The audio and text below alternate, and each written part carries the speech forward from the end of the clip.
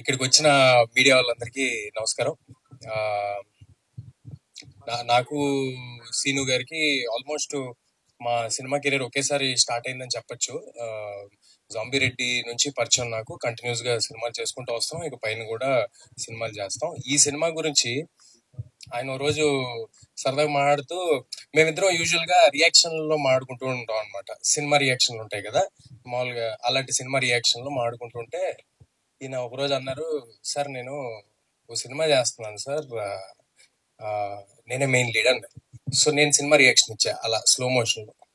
అలా రియాక్షన్ ఇస్తే ఆయన నో నో నో అని ఆయన రియాక్షన్ ఇచ్చారు. ఏంటంటే నా ఉద్దేశం ఏంటంటే, ఇంత బిజీగా ఉన్నారు, భయంకరమైన బిజీ ఆయన ఆర్టిస్ట్ గా. ఆ, మాకు డేట్లు దొరకడం అప్పుడప్పుడు కష్టం అవుతూ ఉంటుంది, అంత బిజీ ఆర్టిస్ట్ ఆయన.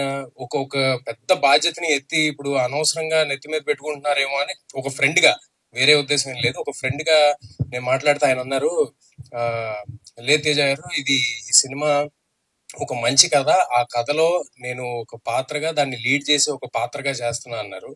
ఒక చిన్న ఫన్నీ ఇన్సిడెంట్ ఉంది జాంబీ రెడ్డిలో. ఏదైనా వెరైటీగా ఉండాలి, ఈయన వెరైటీగా ఉండాలంటే, సో ఎవరి ఐడియానో నాకు గుర్తులేదు, కానీ ఫైనల్ గా came up with an idea, ఈ కన్ను లేకుండా ఉండటం అనే ఐడియా ఒకటి పెట్టుకున్నారనమాట. అలా కన్ను మూసుకుని యాక్టింగ్ చేస్తూ ఉంటారు ఈ సినిమా అంతా. సో అలా అది అది చెయ్యంగానే విపరీతమైన ఒక లాఫ్టర్ లోకి అందరు వెళ్ళటం, ఆ కన్ను మూసి పర్ఫామ్ చేయడం అనేది చాలా కష్టం ఉంది, ఎందుకంటే కళల్లోనే పర్ఫార్మెన్స్ అంతా ఉంటుంది. తర్వాత హనుమాన్కి వచ్చేపాటికి ఒక పల్ల సెట్ తీసి పెట్టారు, ఇంత పెద్ద పల్ల సెట్.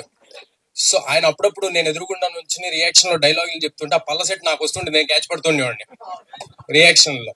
పట్టుకుని పెట్టుకోండి సార్ మళ్ళీ ఇస్తుండేవాడు అనమాట. సో ఇలాగా ఆయనకి ఏదైనా ఒక ప్రాబ్లం పెడితే ఆయన ఎక్సెల్ అవుతారు. దీంట్లో ఒక పెద్ద ప్రాబ్లం ఉంది ఆయనకి, నవ్వుతూనే ఉండాలనే ప్రాబ్లం. సో ఆయన డెఫినెట్ గా ఎరగదీసి ఎక్సెల్ అయి ఉంటారని అనుకుంటున్నాను.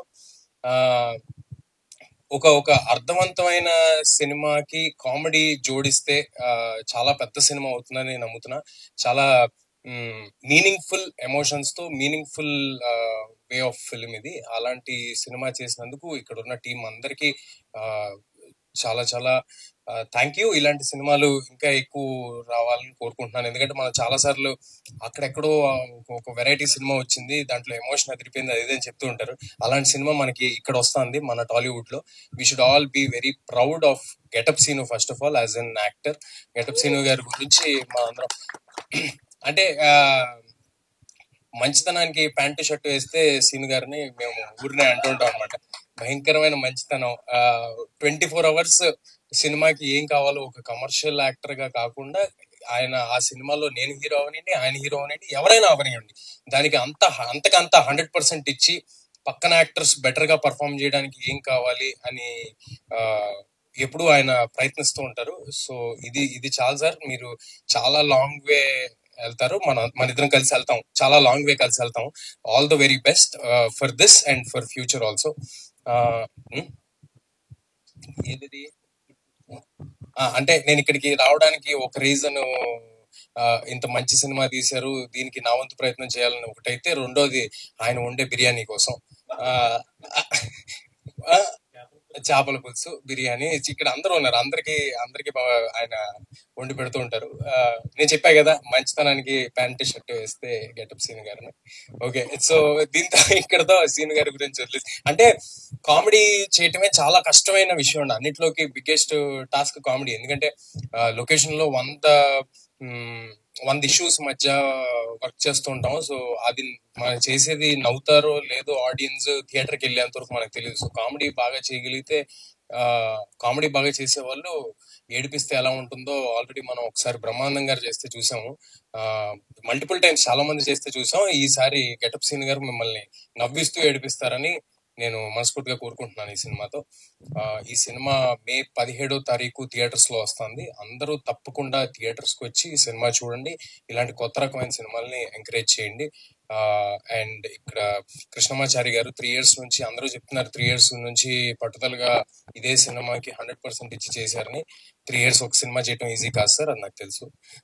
Congratulations and all the very best.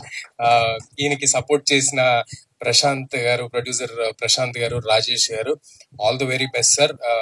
Content ని నమ్మి ముందుకెళ్తున్నారు, మీరు ఇలాంటి సినిమాలు మరెన్నో తీయాలని కోరుకుంటున్నాను. This your first film right? Ankita garu, all the very best and welcome to Telugu film industry.